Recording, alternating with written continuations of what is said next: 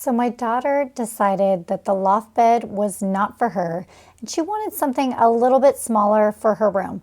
So we brought back in the toddler bed that she used with a twin mattress. And she liked the look of it just because it gave her a lot of space in her room.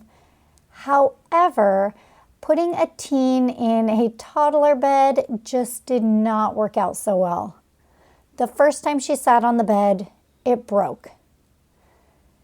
So I went online and I found some pretty easy plans for some different styled beds, and I gave her some options. So she chose one that I'm going to make her in this video. I'll make sure to link the plans in the description because they were really easy to follow and not real complicated. I ran to the store and bought some lumber, and then I proceeded to start making the cuts for the headboard and the footboard. Now I like these plans because they list out all of the cuts that you need right in the beginning, as well as all the supplies. Now I chose to use some different wood. Some of the wood I spent a little more money on just so that it would be trimmed out really nice.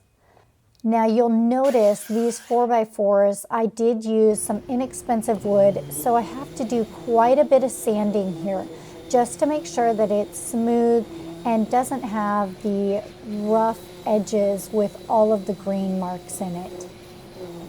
For attachments, I used the Craig jig. I found that this worked really well just to pre-drill all of the holes and to hold it in tight. Now, one thing that I really had to think about was which side I wanted facing out where you would see it the most. So sometimes, like with these posts, I had an edge that just wasn't really nice and I didn't want it facing out where everybody would see it. So I just thought that through. Then I had to kind of think through my spacing and where I wanted my board. Then you can see I'm just using some boards to help me with the spacing as I screw it into place. Now on the headboard and the footboard, I'll be using glue. I just want to make sure that the foot and the headboards are held in really tight because once these are put together, these will not come apart. The side rails, I will make sure not to glue in since these I'll want to be able to remove whenever I have to take apart the bed and move it. For the trim piece on the top, I used a nice piece of wood, and you can see here that I just glue it in place and use some nails to hold it in. This will not have a lot of strength, but it's just going to be for aesthetics. Now, unfortunately, my camera died, so I don't show myself putting in the brace piece for the headboard. But it's the same idea as the footboard. So again, I'm using these pocket hole screws and putting it in the back so that you won't see this. And now for the top of the headboard, I'll be using these tongue and groove boards, giving it kind of a shiplap look. So I'm just making sure that everything is fitting in right. I'm going to be using 2x2s as supports on the top so that when you lean back against those boards, they're supported by something. Now for my trim piece on the top here, I'm going to use pocket hole screws just so I can make sure that it's held in there tight because I can't nail this one into a board below it. Now the plans actually have you putting the 1x on the very top of everything. So you can definitely do it that way. I chose to put mine on the inside just so that it matched the footboard. Now for these 2x2s, I pre-drilled everything before putting it on. It just kind of makes it easier so that when you put it in and you set it up, you're ready to go. Now, as I said before, my teen is going to be using this twin size bed. I know a lot of you are probably thinking that's totally crazy. But when she heads off to college, I'm sure she's going to be in a twin bed anyway, so I think it's going to be just fine. Let me show you close up one thing I found in these tongue and groove boards. You can see here that the gap is about a couple nickels worth. But then if you go get two completely different boards from the same batch, they fit together totally differently. You can see here there's barely any gap, not even enough for one nickel.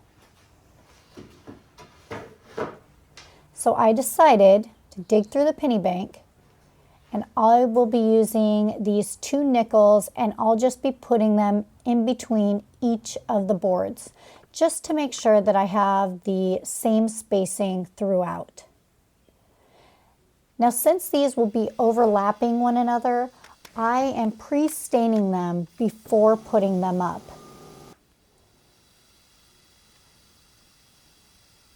I just want to make sure that it all looks like it's been stained and you aren't seeing areas that look like they're unfinished. Then, like I say, I'm just using those two nickels in between each of the boards to make sure that I have the spacing right, and I'm just nailing it in place. Now the plans actually call for 5 boards, but I ended up with an extra board, so I'm going to be using it on here, and I'm going to be putting in 6 boards. Now, spoiler alert, when this project is completed, I feel that the headboard is a little bit tall. So if you're making this, you may want to think about making your headboard not quite as tall, just maybe a little bit shorter. You'll see what I mean in the end. I think this may have been made for a bed that would have a box spring and a mattress, and then it would make sense to have it as tall as it is. And next, I'm moving on to the stain, and here's where it gets interesting. Right away, I noticed that these boards did not stain the same. I was not sure why, since I bought all the boards from the same place. But you'll notice here, as I started staining the back, I realized that there is actually a front and a back side to these boards. You wouldn't tell just by looking at them, but when they're stained, it really shows. Now, I didn't like this, so even though it was a lot of work, I took apart the whole top. Luckily, I didn't use glue on this, so it was easy for me to pop these boards off and pull out all the nails. Then I just went and put it back together, and it looked so much better. All right, so I got held up a little bit there in the rework, but I'm finally able to move on to the sideboards here. Now these were so tall, I had to put the Craig jig on the floor and use my workbench just to rest them against. I'm sure you find that you have to be creative in your shop as well once in a while. Now for the top trim piece here, I'm just using glue and nails again. So this won't have a lot of strength, so I'll need to make sure not to lift it by that trim piece. I may find down the road that I need to put in some supports on this. I'm not quite sure how it's going to hold up if somebody ends up sitting on the edge and leaning on it. I'm hoping that since it's tied into the rest of the bed there, most of the weight will not be put on it. I stained all my boards, and not shown, but I also put on 3 coats of polyurethane just to help protect it from wear and tear. And now it's time to take apart the old twin bed and make room for the new one. So the nice thing is that there is not much setup to this bed, and it's very solid. So I did use the level, and I needed to make sure that everything was put in level and that it was fit together tight. But as long as you do that, the frame will hold tight and it doesn't wobble, doesn't move side to side. I was really impressed with all of that. Now I'm using really long pocket hole screws to hold in these side boards to the headboard and the footboard. If you plan to be taking apart this bed a lot, it might be a good idea just to get a little bit of a better system here for taking apart and attaching over and over again. But I don't really plan to move this bed around that much, so I think it's going to work out just great. This is a great build for somebody that's just starting to get into woodworking, and just a nice way to make a decent bed for your child and not spend a ton of money. You can get everything for under $150, and you also have options here. You don't have to go with the wood stained look. You can go with a white frame if you want. Now we actually have 2 twin mattresses here, and I want to keep them just because they're pretty new, and I don't know if I'm ever going to want them down the road. However, storing a mattress is not easy.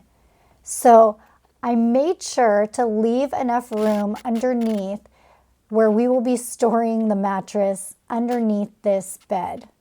So if you don't store a mattress underneath it, you could always put in a drawer or use that space to put stuff underneath. I chose to put in a center support beam, again, because my daughter is a teenager and I just wanted to overdo the structure rather than underdo things. I found that putting in the screws almost to the end before actually attaching them helped me, just because then everything was in place and easier to work with.